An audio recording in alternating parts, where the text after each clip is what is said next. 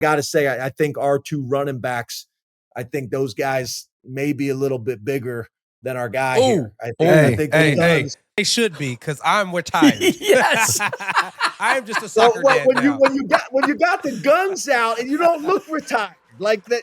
Yes, that's what I'm saying. You don't see me and Herbs doing that. Retired guys don't do that. Light it.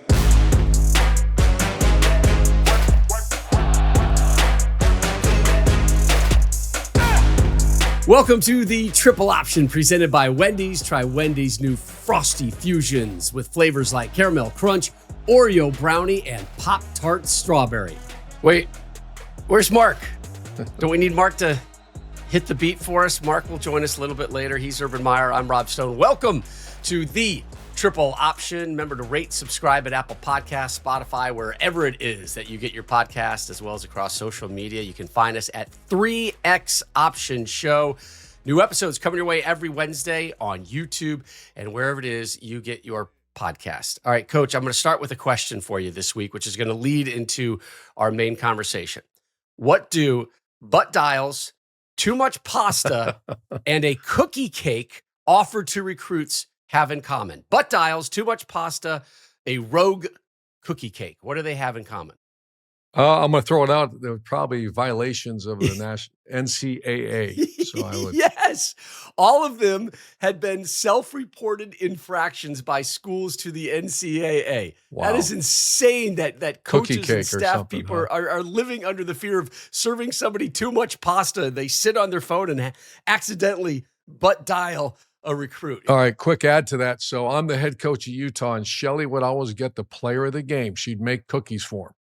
So Brandon Warfield was our tailback. This is 2003. He got player of the week in the Mountain West Conference. Shelley made him cookies.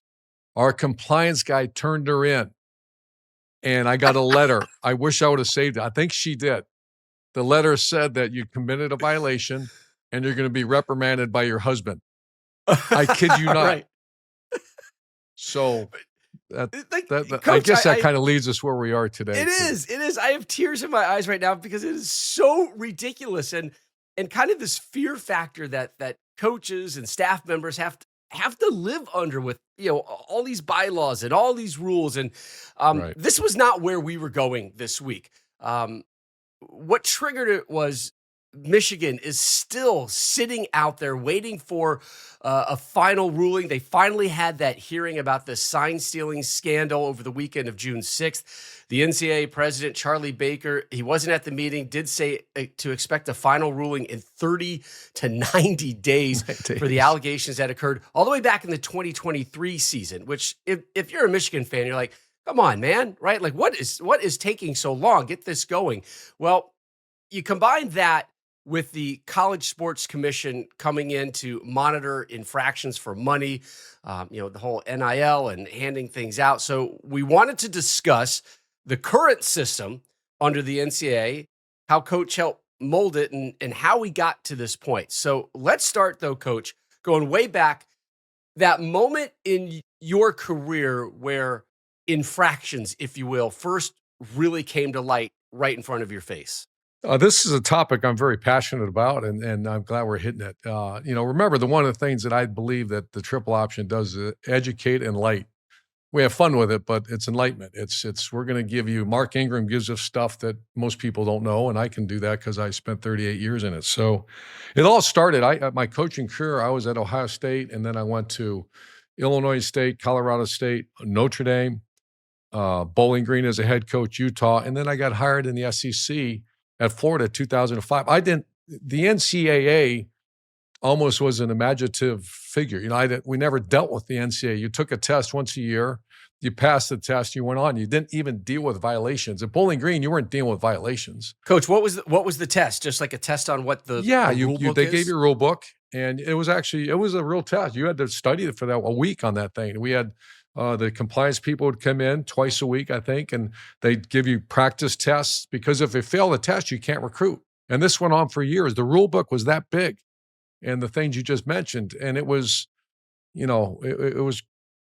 I actually thought it was okay. It was kind of made sense, and it made you study the rules because there were a lot of, rules that are important, but the rules that generally were not. But you better cover it. So I get hired in 2005, and I get to the SEC where the intensity level is unmatched. I mean, the recruiting is 365. The donors, boosters, everybody is. You're talking about. There's 6 to 8 teams in the SEC that expect to win a national title. There's no other league like that. And you get down there, and I mean, I was hit right in the face with it every day. I was in to see our compliance director and say, "Is this really happening? You can't do this." And it was like, drinking water through a garden hose with myself and our compliance director. And then I befriended someone named Julie Rowe, who was the vice president of enforcement of the NCAA. And I became a person that we had great conversations with. And from that point forward, I want to say from 2010, really 8, 9 is when I really started to get involved, because I couldn't disagree with more with this. And it became to the point it was impacting our ability to get players, which has an impact on the win-loss record, which has the impact on your career, which has an impact on the financial stability of your family. So you can see the waterfall that takes place. And I felt very close with the Mac Browns and Bob Stoops and other guys, and we would have these conversations and like, what in the hell is this school doing? You can't do that. And it went on and on and on and on. So I would say this, that a lot of them were allegations, I would guess, because nothing was ever proven. But the more research I found, we saw a very flawed system. And I give credit, Julie Rowe and I worked together. And this is, I know I'm giving you a lot of information, but back prior to the tiers of violations, Rob, it used to be major and secondary. Those are the only 2 types of violations. And the swath is too big. The minor violation is what you're talking about, an inadvertent text message, cookies to the star player. The major violations are called competitive advantages. And that means this can help you win a game because you're cheating or you're violating. And the most obvious is inducement of players or paying players. That's the most obvious, but it's much more. So that was kind of the old system, right? It's just 2 windows, right? Minor and really bad. You started getting involved in this. Did you write something on a cocktail napkin or something in your Gainesville home? No, so they came to see me. And, who's they? NCAA? NCAA, and Julie Rowe and one of her assistants came to see me, and I started writing things down about, say, this here is not, this doesn't give an advantage. I give the example of cookies or inadvertent text message or, silliness. This is, because all due respect, the NCAA, they're not in it. And I think we really helped put together, and then Julie and her staff came up with the 4 tiers, which we can talk about. Number 1 is the most egregious. Level 1 means institutional control, inducements, obstruction. That's major violation. Number 2 is less major. Number 3 is significantly less. And then number 4, tier 4 violation is silly. It's not silly. It's just something that there's no incidental issues, right? Inadvertent, incidental, isolated infractions, which you have to address, but certainly not penal. Number 1, and I made this clear for many, many times, I learned from day 1, is that you lie or obstruct the NCAA. If you lie to the NCAA and you don't cooperate and obstruct their investigation, it's over. And the question I have, and obviously we'll discuss in a minute, is that still in place? Right. So let's just bullet point these 4 levels of infractions just to make it digestible. As you mentioned, Coach, level 1, severe breach of conduct, lack of institutional control as an example, academic fraud, failure to cooperate with an NCAA investigation. All right. So that's the worst. Level 2, significant breach of conduct, failure to monitor, systematic violations that do not amount to a lack of institutional control. Then it starts lessening a little bit. Breach of conduct is level 3. Violations limited in nature, providing a minimal advantage, recruiting or competition. And then we end with level 4, just those incidental, odd issues, as we mentioned, inadvertent and isolated. So that's what you were working with at Florida and Ohio State, right? Those 4 levels? Right. And then it directly correlates to the enforcement or the penalty. And remember, this started in 2013, so I was already gone from Florida. This was when I was in the Big Ten Conference. And so I really felt like the NCAA had a handle. I really did. I kind of felt like, okay, they're not treating the inadvertent text message like a significant competitive advantage. And I kind of felt the college football world getting a hold of themselves. And how long did that feeling last?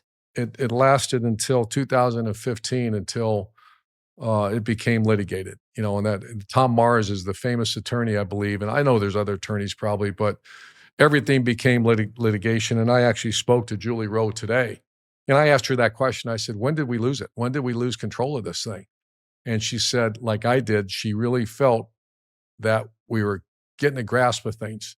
Because again, the SEC is the most competitive. It's not even close. And when I first went to the Big Ten, I almost I challenged everybody. I said, you guys think we recruit? We don't recruit compared to down there. Down there, it's a freaking street fight. I mean, every day you come in the SEC, you're in a street fight to recruit. And why? Because the expectations are so much greater in the SEC than anywhere else. I think the Big Ten has caught them to a degree, certainly the upper half. In my opinion, the other conferences aren't close as far as the competitive all the way down. 8 teams are expected to win a national title in the Southeastern Conference. And that's when I was exposed to this intensity for 365. So 2015, things became litigated. And then it got to the point where we are today, which is the topic of discussion. There's this new college football commission that is going to be an entity that James Franklin, I believe, said that he thinks this eventually take over the enforcement of the college football world, which the skepticism from people I've talked to, including Julie, is real. Let's do an exercise, if you will. And we're going to flash back to some memorable moments in punishment in the NCAA. And I want you to rate them on a scale of 1 to 5. And number 1 being like, why are we even talking about this? Okay. Let's start with, the OG of NCAA punishment, the death penalty back in the 70s, SMU. They were maintaining essentially a slush fund. By the way, I didn't know what a slush fund was until I got into college. And a slush fund in college serves a great purpose if you're socializing and having fun. But if you're trying to work it through a football program, not so great. This slush fund was paying recruits, current players. Again, SMU had been put on probation 5 times, right, Coach? So this is a consistent infraction that they're doing. The NCAA ended up canceling their 87 season. And then 88, SMU's like, we just don't have enough guys because everybody just left the program. All these schools came in once SMU was told that their season was canceled and just started plucking players. So it essentially killed 2 seasons, and then it took them a long time for SMU to get back. So on a scale of 1 to 5, what SMU did, 1 being, just kind of negligible, and 5 being just awful, where does that one sit? Oh, that's an obvious 5, especially repeated offender. And the way I always looked at it, and I shared this with the NCAA, Julie, and the president of the NCAA back in the day, is that's the way you have to look at this. Is this the risk reward?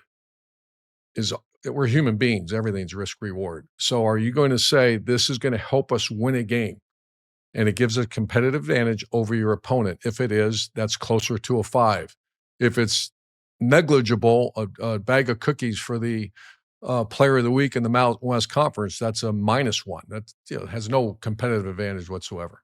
But by the way, does the death penalty in your eyes still serve a purpose? No, that it will not. With the litigation, the amount of money think about the 70s now. You didn't litigate back then. I don't believe you did. And once again, I'm not an expert. I wasn't around much. Certainly not to the level of now. No. And the amount of money that's being, back in the 70s, I mean, teams could barely, you didn't have training table. Now you're talking about, the NIL and budgets and coaches making millions of dollars, players making millions. So it was a much different animal back then. Okay. All right. So that was the SMU. Our friend, Reggie Bush, 04, USC. Reggie receiving improper benefits and gifts. Again, that's Reggie.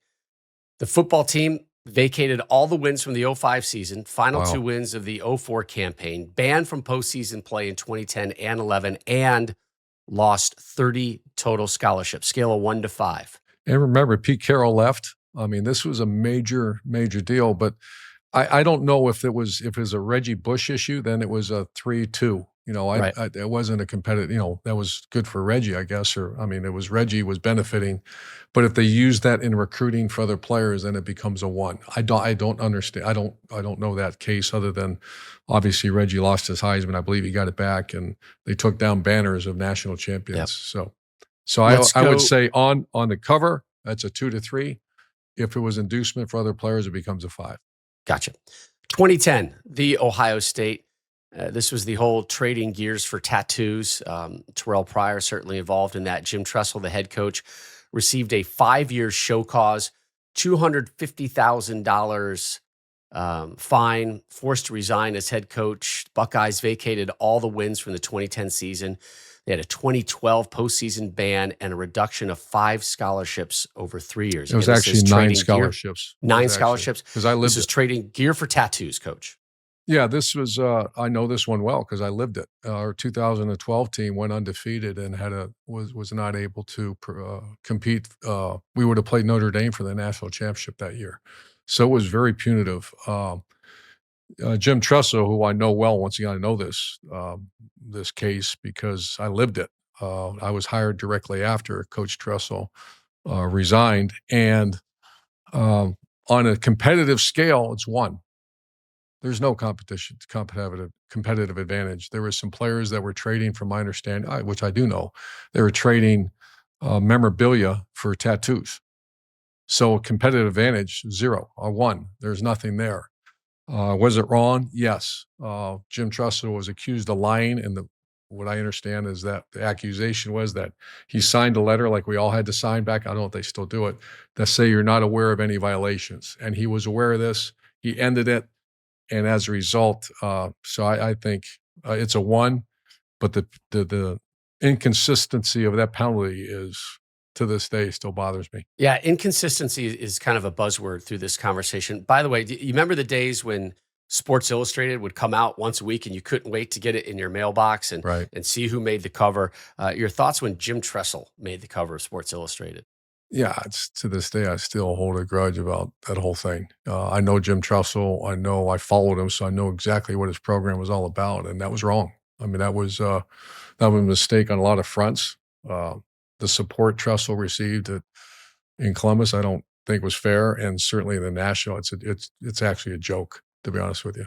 And so remember now, competitive advantage, negligible, none. There was none. So the tier system gets introduced in 2013, all right? So now let's talk about some punishments that were handed with this tier system in mind. We go to 2019, Tennessee, level 1 violations, direct payments to recruits, over 200 violations over a 2-year period. Punishment, vacated wins, $8 million fine, 5-year probation, 28 scholarship reduction. Head coach Jeremy Pruitt given 6-year show cause, scale of 1 to 5. We should clarify what show cause means too. Yeah, that was my next question. Important. Show cause means that if a university wants to hire Coach Pruitt, you have to give us show cause why we should hire him. They have to fight it. And if they don't fight it, then they can't hire him. That's my understanding of what a show cause was, because there's certain coaches out there right now that have a show cause. And it doesn't mean you can't coach. It means you have to show causation to hire the guy. That's my understanding. Essentially, though, that you're handcuffed. You're handcuffed out of that game. Right? Right. And I think it is. You can't coach. I don't know if anyone's ever defeated a show cause, but that's something that remains to be seen. Tennessee, 2019, on the level of 1 through 5, that's a 5. I was familiar because I heard from colleagues and also some people on the inside what was going on there. And, stuffing McDonald bags or, whatever I heard is that it was inducement to get players, which, does that have a competitive advantage? Yeah, what the hell are we talking about? Of course you do. All right, 2020, Arizona State. Again, level 1 violations for hosting players on campus during the COVID dead period, given a 4-year probation, vacated wins, scholarship reductions, recruiting restrictions. Assistant coach Antonio Pierce received a show cause. So what Arizona State did in 2020 on a scale of 1 to 5, 1 light, 5 really nasty stuff that they did. Right. Level 1 COVID violations. That's not as bad as a 5 of stuff and money, and but Right. it's significant. You're getting advantage. Is it a competitive advantage? Yes. To what degree? You still have to recruit them. I don't see that they were inducing players with money. I don't see that there. But it was significant. So I would say 1 minus to 2. So that Okay. was fairly significant. Not as bad as the ultimate, which is inducing players with cash.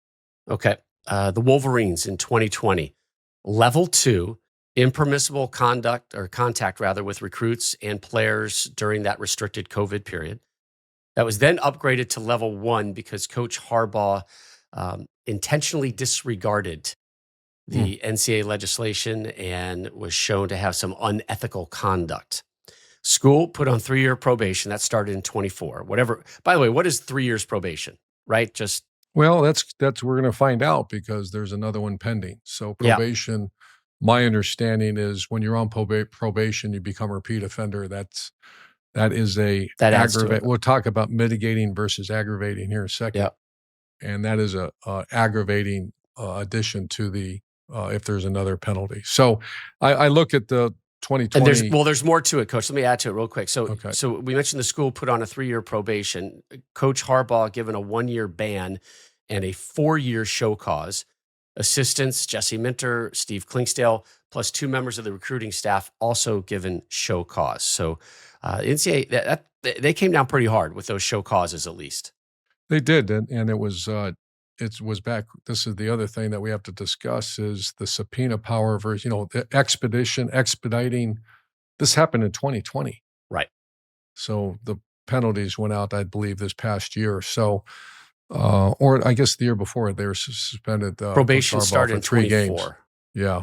So I look at Arizona State 2020 and Wolverines 2020. It looks to me like the same. Like was it a competitive advantage? Yeah. Is it a 1+ or a 5+ like paying players? No. But is it a competitive advantage? Of course it is. You wouldn't do it. So the thing that, and since day one, is the intentional disregard or obstruction of investigation or unethical conduct. That is that's been from day one. As your graduate assistant, you learn that.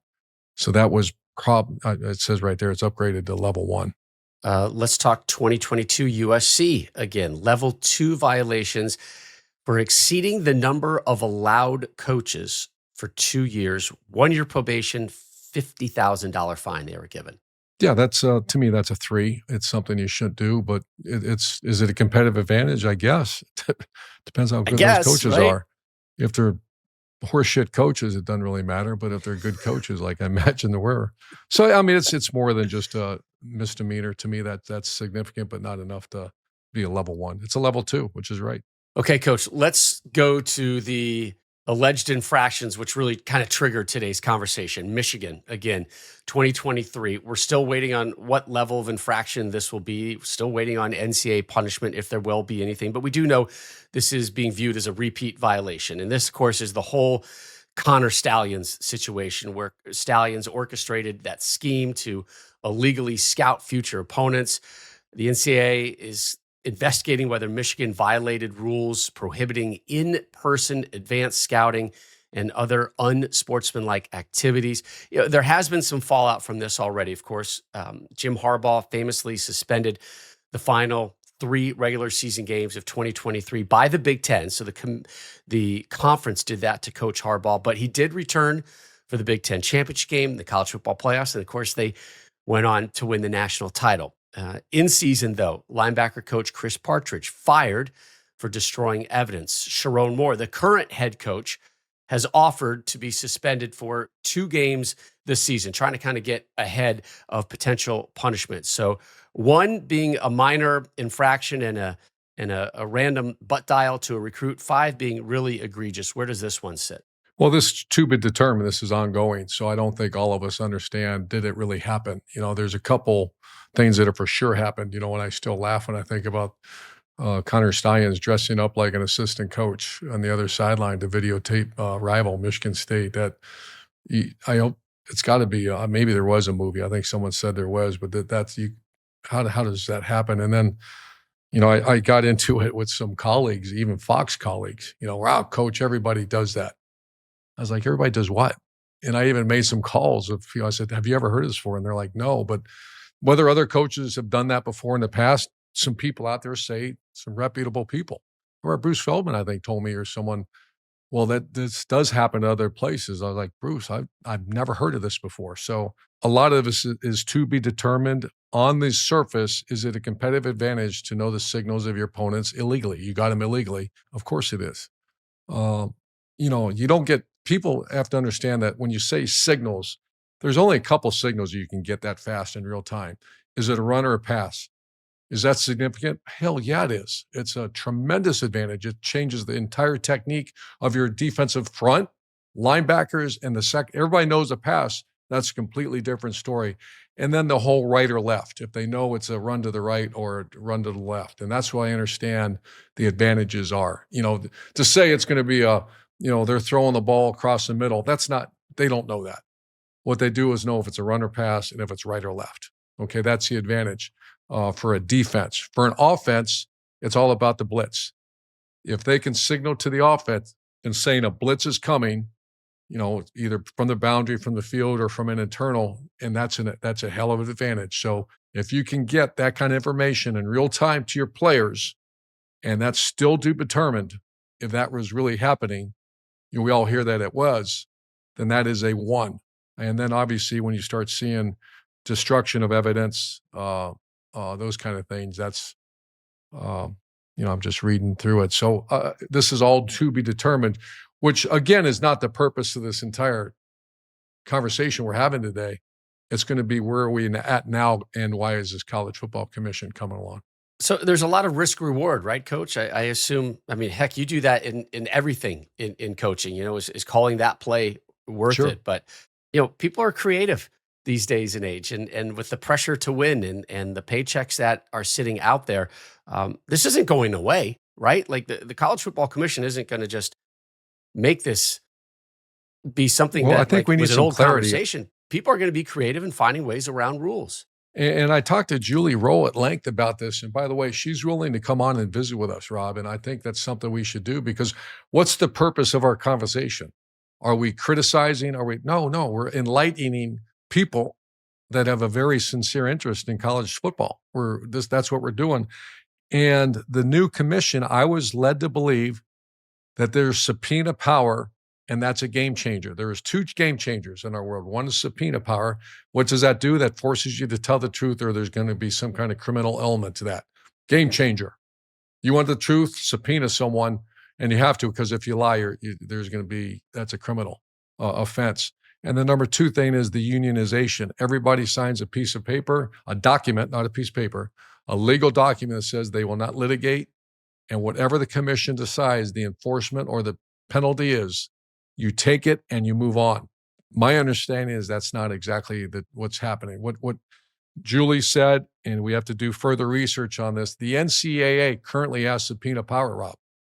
I really don't understand that. There's no teeth to it because there's no penalty. You lie to the NCAA right now and they can't prove it, you're not going to jail for lying. In a courtroom, in federal and state jurisdiction, you put your right hand on the Bible and you raise your left hand, or raise your right hand and put your left hand on the Bible, that you are now, you're in criminal territory and you're going to pay the price of a criminal. That's not the case at all. So she feels very skeptical, like I do, that the subpoena power still has no bite to it. And then finally, she's not seen the legal document that says that we're all in. And she's the commissioner of the Horizon Conference. So there's a lot of skepticism that this is just a shell game now. I'm not saying it is, because we're still finding out.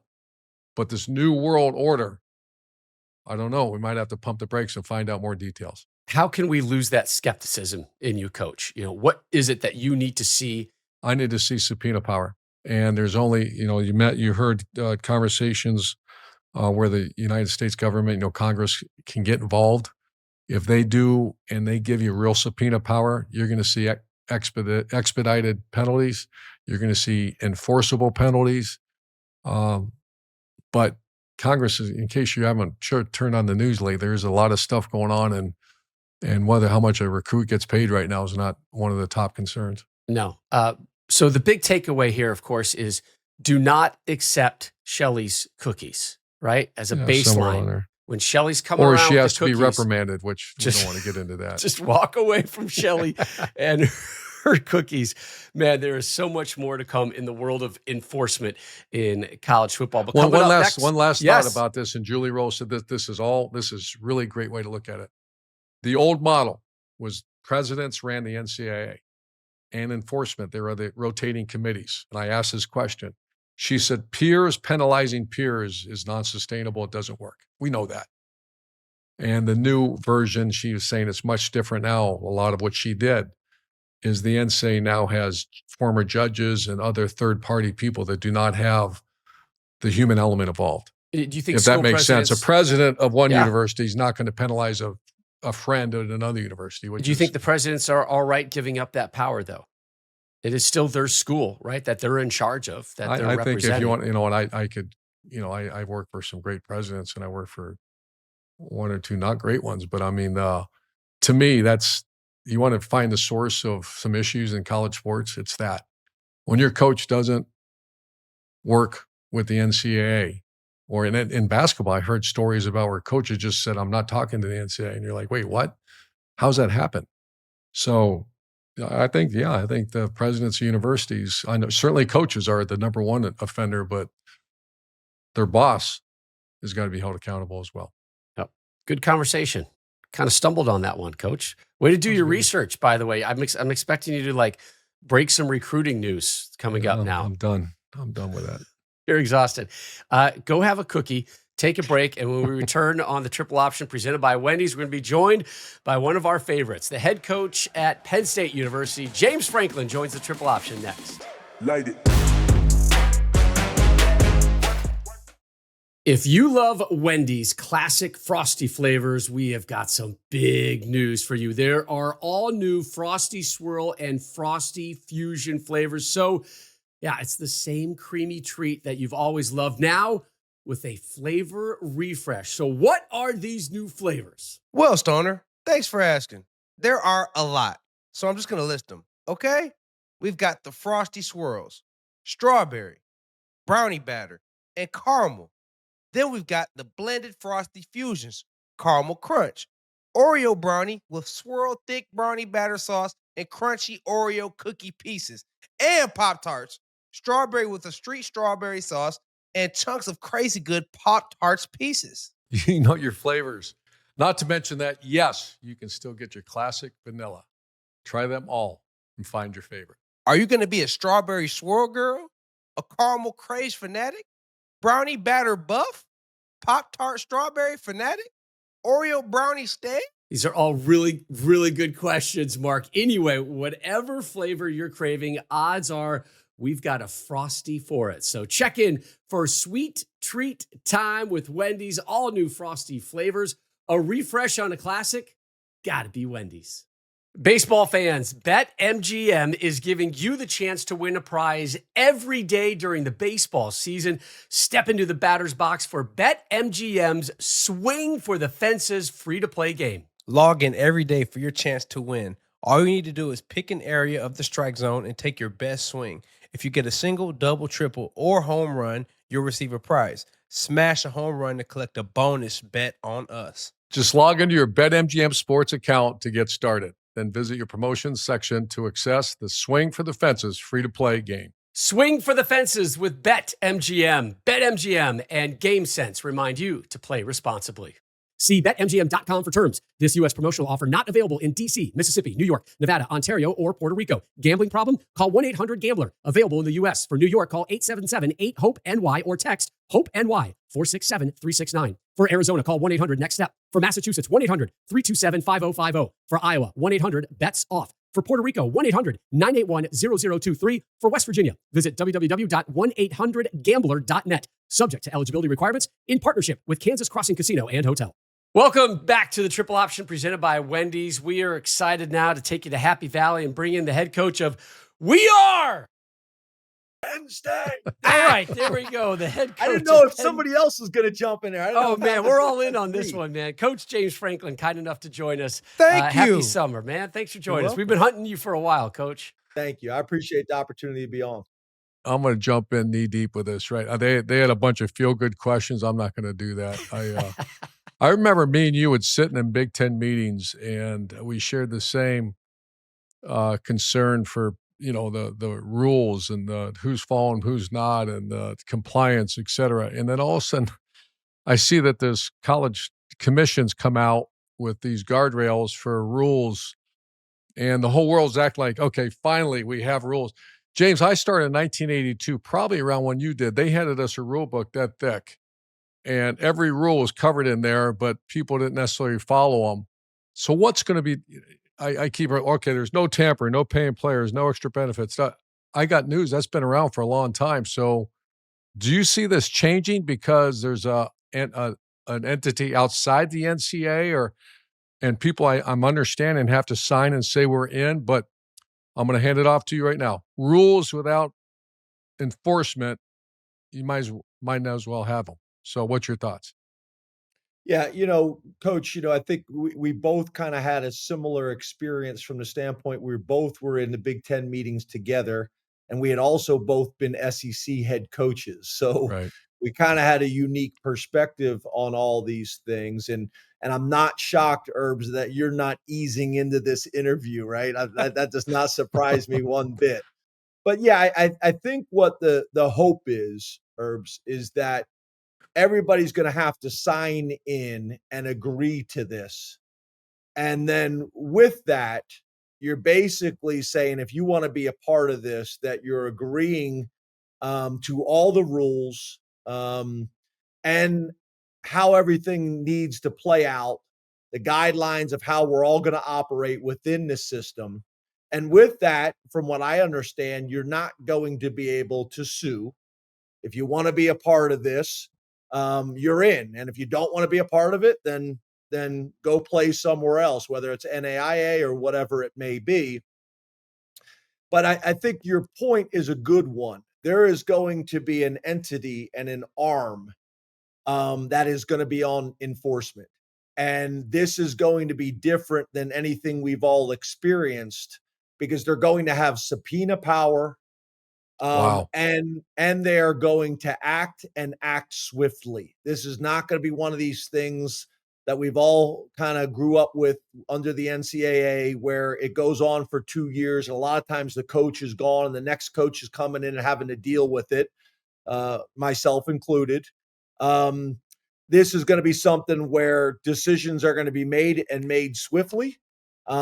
Very similar to, I think, maybe a Major League Baseball model, an NFL model is what they are trying to bring to college football. So I think in theory, Herbs, I think you'll like what they're trying to do.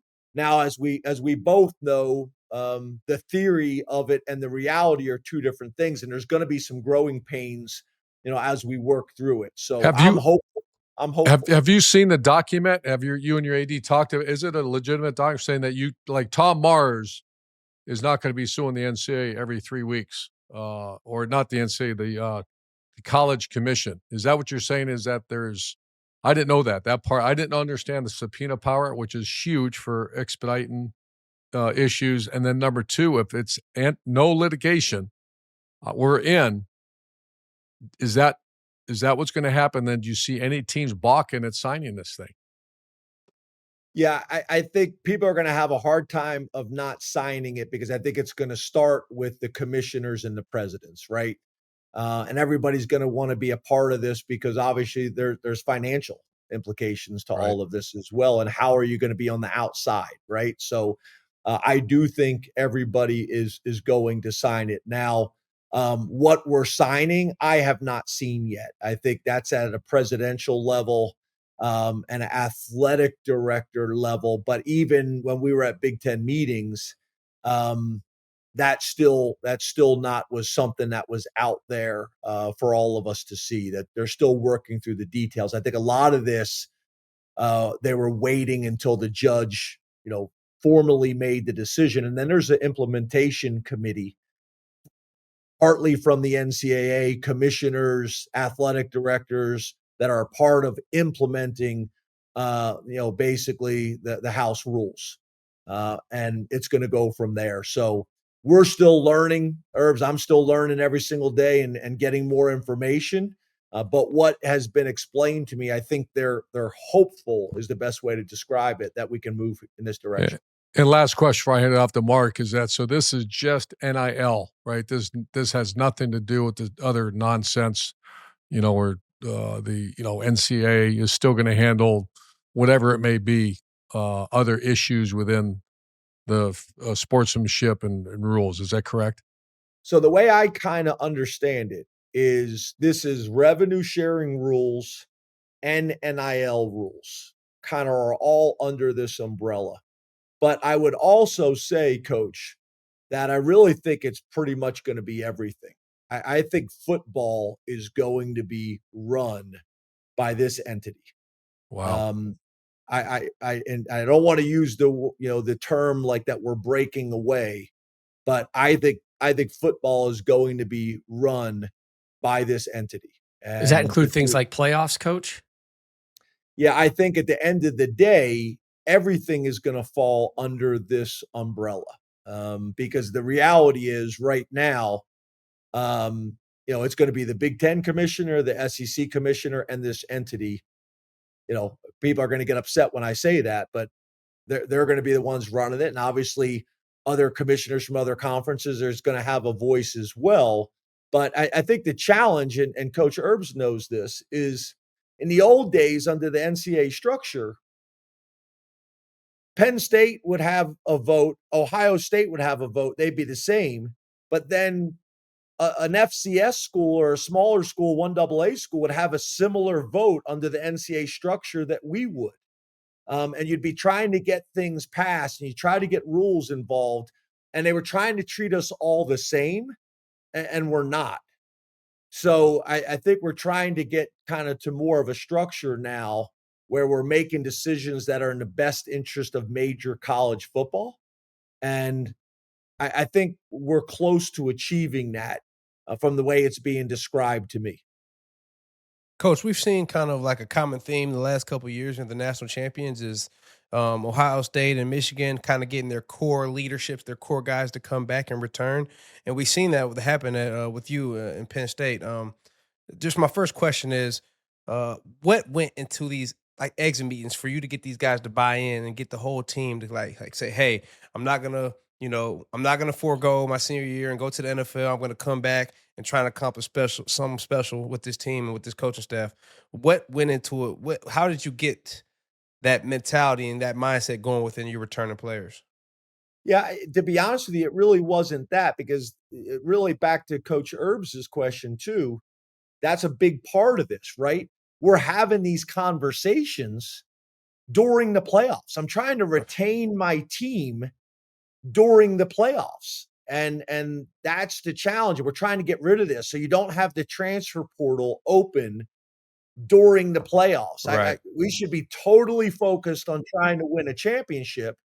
And instead, I'm having conversations to try to keep the team together. So it wasn't like getting the whole team together and say, let's come back. Well, the season hadn't been over yet. Guys were Right. having to make these decisions before that. So it really didn't play out that way. It was really just one conversation at a time. And as we've done for years, you sit down with the players and you sit down with their parents and you have all the information from the GMs and the scouts.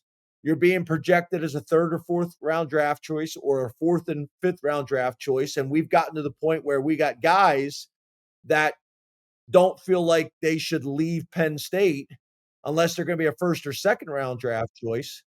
So they want to maximize their experience in college. It may be finishing their degree. It may be coming back to improve their draft stock. It may be also having an opportunity to make a run at a national championship. It's all of those things. And what we talk about too, with team success comes individual recognition. And, you look at the teams that are the most successful, they're able to get those guys back, like you mentioned, and they're focused on the team first, and then all these other things that are going to come as a byproduct of the success that the team has. And just one follow up, man. We talk about returning starters. two of the starters returning that I'm most excited about is your two backs, Katron Allen and Nick Singleton. Both had over 1,000 yards rushing last year. And I was able to do a feature on both these guys. And man, it really impressed me how selfless they were, how much they cared about each other, but also how much they compete against each other. And that's what makes them so much better. But how does their playing styles complement each other? And also, how do you think they've put their egos aside to share these touches over the past 2-3 years that you've seen, Coach? Well, first of all, shocker that you wanna talk about the running backs right now. You know I that. I guess got to talk to RBs, Coach. yeah. The first thing I'll say is, to be honest with you, I was surprised when they both came back. I thought it was gonna be similar to our tight end situation Mm, where, we had Tyler Warren and Theo Johnson, both tight ends, and once one decided to leave, the other one stayed or vice right. versa, and I thought it was gonna be similar, but I also think they have bought into our philosophy here.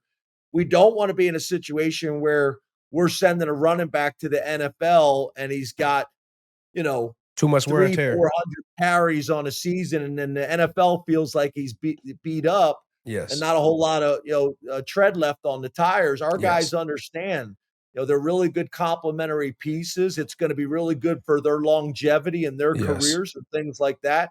The other thing that really helped that no one wants to talk about is we got a chance to have one of the best offensive lines in college football this year. That plays a big part in this as well. They know who's coming back in front of them, and that's gonna be helpful. And then we went out into the transfer portal and got a little bit of help at wide receiver because if people are concerned about our passing game, as you know, that's Right. gonna help our running backs as much as anything. Yes, sir. Thank you. Hey, James. In 2012, I went to the Big Ten. I think you came 2 or 3 years later, um, I and came in, I came in 14. yeah, in 14. I was shocked when I first got there. Coming from the SEC at just the quality of football from stadium experiences. There were great players, but not enough great players. And even my wife Shelley said to me once, "Man, this is slow compared to what we just did for the last 6 years." And now, fast forward, I think the Big Ten has passed the SEC. Obviously, they have a national champ, maybe not top to bottom, but speak to how much the Big Ten has improved. We added the four Pac-12 teams, which have added a lot of depth to the conference. Are you shocked, surprised, proud of where the Big Ten has come from where it was back in the 12, 13, 14 years? Yeah, I'm proud, and I think the biggest thing is the point you just made. It's strange that the Big Ten is now on the West Coast, but I think whenever you're able to add a USC, a UCLA, a Washington, and a Oregon to your conference, um, you could make the argument this is the strongest the Big Ten has ever been in its history, Yeah. from top to bottom. So, yeah, I'm proud of that. I'm proud of being associated with the Big Ten. I'm proud of what we've been able to do. I'm proud of the success on the football field, and I'm proud of Penn State's role in that as well. And I think your point is a good one. We're really competing everywhere now. We're part of the conversation. We're either the best conference in college football or we're least part of that argument between two conferences. I think we both have a healthy respect for the SEC. But when you talk about national championships, when you talk about draft choices, when you talk about those things at the very, very highest level, it's a heck of an argument year in and year out what those two conferences are able to do. Yep. Coach, the last couple of years, your program has been so consistent, constantly in that double-digit win type category, and you're fighting for Big Ten championships. You're getting yourself in the college football playoffs. But I do feel there is a conversation out there. There is a narrative about Penn State that we only believe in Penn State up until a certain point. When it's talking semifinals or winning the national championship, it's hard to really push your chips in to Penn State. And maybe that's a narrative that you've heard or you haven't heard, but we in the media certainly feel it. And it's one that we've expressed as well, to be honest. So what does Penn State need to do on the field to prove to people, hey, we belong in this upper echelon of college football? Yeah, well, I think a couple things. I think first thing is you got to embrace that, right? I mean, that's the nature of major college football. That's part of being at a place like Penn State. I mean, we finished fifth in the country last year, and people are pissed. right? Like that's that's what the Penn State job is about. And you It's got not to enough. embrace that. I'm very proud of what we've accomplished. We've been as consistent as any program in the country. We've been as consistent at Penn State that Penn State's ever been since joining the Big Ten. So I'm proud of all those things. But I also understand, fully embrace that we got to take that next step. And it's winning those games that you're talking about. We totally understand that. And we're excited about it. That's what this year is all about taking those steps. Like Mark brought up, we got a core group of guys coming back that we're going to rely on heavily. But we can't wait. And I think one of the things that we're doing, I think, a good job of is balancing that with also not doing what a lot of programs do as well, which lose the games that you're not supposed to lose. We've done a really good job of that. And what I don't want to do is now we put such an emphasis on these other games that now we end up losing some teams that we're not supposed to. So that's the balancing act. And I'm proud of the staff and I'm proud of the players of how we're approaching it. And we got a tremendous opportunity to change that conversation and change that narrative. You look at your roster right now. Do you have a national championship team sitting there in Happy Valley right now? I think we got a tremendous opportunity to do some special things this year. I know you don't want me to do this, but I am excited about our opportunity. I'm looking up on the screen right now. Nevada is our opening game. People are going to say, well, that's not a big game. We'll lose to Nevada and find out quickly. Yeah. So we're focused on that. But I also am totally comfortable with talking about the things that we aspire to do as a team this year and as a season and for these players. To me, that's the biggest thing is I want these players to experience this. Yeah. I want these players that have come back and made these sacrifices to be a part of something special. And that's why I wake up very early. And that's why I go to sleep late at night, trying to put these players in the best position to be successful and have a very, very special season this year at Penn State. Coach, we really appreciate the time. Thanks, Enjoy Coach. the rest of your summer, and always good to catch up with you. I have a funny feeling we'll be seeing you a couple times this upcoming season. Thanks, guys. I appreciate it. And I got to say, I think our two running backs, I think those guys may be a little bit bigger than our guy here. I think Hey, Coach, they should be because I'm retired. Yes. I am just a soccer dad now. When you got the guns out and you don't look retired like that. Yes, that's what I'm saying. Retired. No, you don't see me and Herbs doing that. Retired guys Coach, don't do that. I ain't hitting the weights like them boys are. I ain't doing them heavy squats like them boys are, man. I'm chasing these kids around, Coach. That's all I got to do now. Thanks, guys. Appreciate you. Yes, sir. You're the best, Coach Franklin. Thank you. Thanks, Coach. Light it. Welcome back to the Triple Option presented by Wendy's. Rob Stone, Urban Meyer here with you. Time now for Treat of the Week presented by Wendy's. Make sure to try Wendy's new Frosty Fusions with flavors like Caramel Crunch, Oreo Brownie, and Pop-Tarts Strawberry. All right, we have talked a lot about rules and litigation and playoff formats this offseason. Not a whole lot, though, has been said about recruiting. So the season's coming here, right? And we just took a look at the latest 2026 recruiting rankings that certainly will taste sweet to the Big Ten. Coach, the Big Ten has 10 teams in the top 25. USC and Ohio State currently sitting 1 and 2 respectively. James Franklin's Nittany Lions at number 5. Has the Big Ten maybe caught up, maybe surpassed the SEC in recruiting? I think they've caught up, and we've last year they were the strongest conference actually the last 2 years, and that's easy to evaluate who held the trophy at the end of the year, and it was the Wolverines and then the Buckeyes, which if you asked that question 10, 15 years ago, so that will probably never happen. The Buckeyes won it in 2002, 14, and then obviously this past year, and the Wolverines won it the year before. So I would not say past them, though. I think that's a credit. First of all, the Big Ten added 4 teams, not just 4 teams, 4 legit teams from the Pac-12. USC is obviously number 1 in recruiting right now. So they are on the same par. They're in the same conversation. The recruiting rankings and the other way to evaluate recruiting is the NFL draft. And there was a time where the SEC had so many, and they still have more than the other conferences.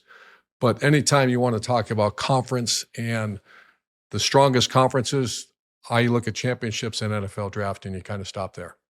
When you were coaching, how much did you get caught up with 5-star labels and 4-star labels? Like, hey, we got to get more 5-star guys. Oh, I never said that, but I certainly I checked recruiting every morning. I was in the office and I checked. I had 3 or 4 the college football analysts, and for the most part, they're not bad. I'm not saying they're right all the time, but I checked it all the time. And as my father once told me, is that as long as they're keeping score, we're going to try to win. And you're damn right. We wanted to be the #1 recruiting school in the country. It's good for your program. It's good for the exposure, but you certainly didn't make decisions on other people's evaluation. I will tell you this. I saw, for example, Justin Tradow, a great player out of Bosco, New Jersey. One day I was going through my list. He committed, I believe, to Notre Dame, and he was a 5-star.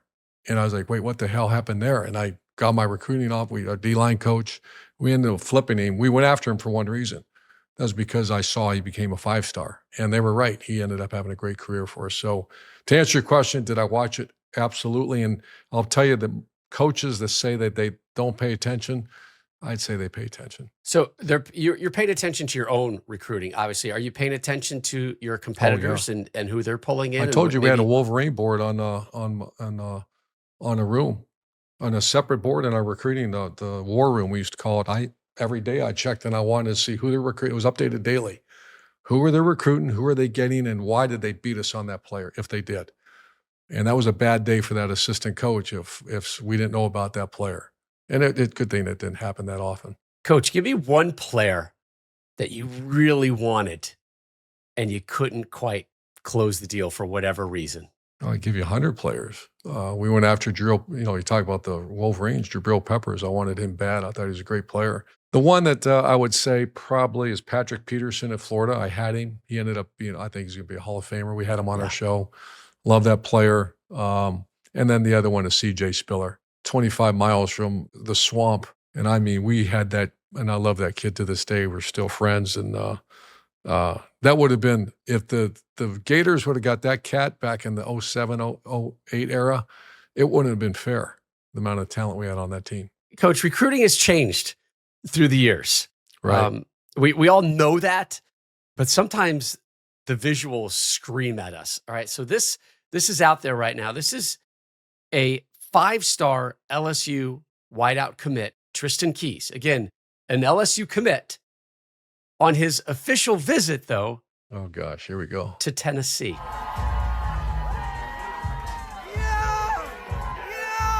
Okay. Yeah, I'm out. Yeah. It's like an orange fashion show, an orange. So that's an LSU commit? That is an LSU commit. Yeah. And by the way, I don't know what the term commit really means anymore. You can commit all you want. But until you show up on campus, your fair game is kind of how it feels like. Yeah, that's been that way for quite a while. So once commit just means you're in the final 3. It doesn't mean you're going to get the guy. Depends on the people. So much of it depends on the mom and dad. When you sit in the home and you're like, okay, this one's done, as opposed to that third uncle sitting there and saying, okay, now what's in it for me? Those are the ones that I would look at the assistant coach, say, this stuff's not going to happen. So, but I watched that video, and now I know why I'm worried about my boat out back, and am I going to play golf tomorrow because it's hot down here? I mean, right. Imagine that. Hold on, Coach. Let's say you got that player at Florida. He is committed to you, and then you see this video of him strutting around in Tennessee. What is your staff's reaction to how you would manage that situation? Yeah, it's so much as you can't cookie cutter it. It's dependent on the kid, and plus remember, they're kids. Enjoy they're having your fun. They're visit, right? have a hell of a time. But yeah, you're given these gifts. Yeah. Why not take them? Yeah, have fun with it. And, I think it's silly, but, I'm not 18 years old either. I'm not 17 years old. And that, that didn't really happen back in the day, but have at it, Tiger. That's, once again, certainly not my issue anymore. Have at it, Tiger. I'm not sure that's what Brian Kelly's saying. Have at it, Tiger. It's like, get your tail to Baton Rouge. Put on the right colors. All right, time now for the triple option crystal ball, brought to you by BetMGM. BetMGM is giving you the chance to win a prize every day during the baseball season. Step into the batter's box for BetMGM's Swing for the Fences free-to-play game. Visit BetMGM app to access the game, and you'll score a prize if you hit a single, double, triple, or even a home run. So this week, the Crystal Ball coach is going to focus on your old program in Gainesville, the Florida Gators. Win total during the regular season set at 7.5. Thinking about the under already, Coach. The over you can get for plus 100, the under for minus 120. These lines, of course, always subject to change. So again, the regular season win total, we're talking 7.5. Last season, they finished with 7 regular season wins, did complete the campaign with a bowl game win over Tulane. Losses to Miami, Texas A&M, Tennessee, Georgia, and Texas.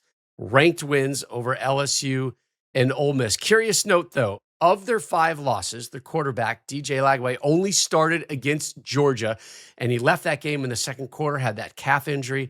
He did lead the Gators to wins in their final 3 starts. That's against LSU, Ole Miss, and Florida State. So a lot is expected of him. Let's take a look at the schedule right now. As I mentioned, I'm feeling the under in Gainesville. We're going to start, though, with Long Island, who I frankly didn't know had a football program. I played against Long Island in soccer. I didn't know they had football. It'll be 115 heat index in the swamp that day, too. Right. All right. So let's give them the win against Long Island. South Florida is one of those programs that always seems to give in-state schools issues, whether it's Florida State or Miami. But I think we can say, let's just give Florida the win there as well. All right. So 2-0. Then business picks up, Coach. How about this 3-game stretch at LSU? 4-game stretch. Look at that. You're right, 4-game stretch, but really an ugly 3 for sure. Right. So we start at LSU. Yeah, that's a tough one. L. Okay. At Miami. That's a 0.5. Versus Texas. At home, 0.5. 0.5. So, all right. So I guess because all those 0.5s, we'll give them 3 wins. Somehow they might steal one of those. And then they go back on the road at Texas A&M. Damn. Yeah. 0.5. Right? You're being generous with your 0.5s right now. I'll talk. I know. I'm with you. I feel it. All right. How about this? Mississippi State. W. Okay. World's largest cocktail party. Georgia. I'm going to go Georgia. L. Okay. At Kentucky. W. All right. So we're at 5. At Ole Miss. 0.5. That's 0.55. Yeah. 6, 7.5. Versus Look Tennessee. At that. W at home. Okay. So 6 and change, and then versus Florida State. W at home. So I'm actually going to say they're going to be above the 7.5. Okay, you think they're going to hit 8 because you're dancing in that do. 7.5 range. I do, and here's why. Okay, the writing, the book was written on Florida last year. It was over. They lost early, lost bad early, and the sign of a coaching staff and the sign of a team was some kind of there's something that first of all the quarterback was young and he's coming back obviously. But regardless of not regardless, that team fought their ass off, man. And to beat Ole Miss and to beat LSU down the stretch, obviously they beat Florida State, but that was, I have still so many friends involved in Florida, and the writing was on the wall. And somehow the coach, Coach Napier, the staff, and the leaders on that team ignored the noise and went out and played their best football at the end of the season. So I think there's something there right now. One of the great resurrections last season, because the early conversation was, all right, what's his buyout? Who else is Florida going to look at? Like a lot of people had written off the Napier era, but there's huge expectations in Gainesville all the time. Coach, you know it, you lived it. And it started with Coach Spurrier, right? 12 years, 6 SEC titles, and 1 national title. So when you came into Gainesville, you knew what the expectations were. And Napier, he knows the same as he enters year 4. Yeah, I think it's different. I think the expectations are, expectations are relative. Expectations are current. It changes. There is a time where Miami, Florida was anything other than a national title was a failure. And now that's not the case at all. So there's been expectations are all relative to the current time period. So I think they might get back there someday. When I got there, absolutely. I felt Steve Spurrier every day of my career, and I'm friends with Coach, and he knows I told him that I felt that visor every freaking day. I wasn't Coach Spurrier. We didn't, we did things differently than him, but the expectations were SEC championship, and that's a hard ass conference, man. So I think it's a much different animal in 2025 than it was in 2005. So no conference titles since 2008. So are you saying the expectations right now in Gainesville are 7.5 wins in the regular season? No, I'm not saying that, but there was a time it was an SEC title. I don't think it's SEC title at all. I know it's not. You never hear that. First of all, it's 08 is the last time they won it. So I'd say, they got to get back there. Obviously, you're talking about one of the best jobs out there, but certainly not the same expectations when you follow a guy like Spurrier. So how do you get back there? W's, man, is easy to be on the left-hand side of the column, man, and find a way to lift some hardware. If you do that, then they're back. Yeah. They've got everything to make I like their themselves coach get back. and I like their quarterback. That's a good place to start. Two great places to have wins, right? Yep. Make sure to follow, subscribe, rate us on YouTube, Apple Podcasts, Spotify, or wherever you get your podcasts, as well as across social media. We are at 3X Option Show. As always, thank you to our great sponsors, Wendy's, BetMGM. Coach, thanks for the education today. Tell Shelley, no raisins in the cookies. Nobody wants raisins in their cookies, Coach. Nobody. Agreed.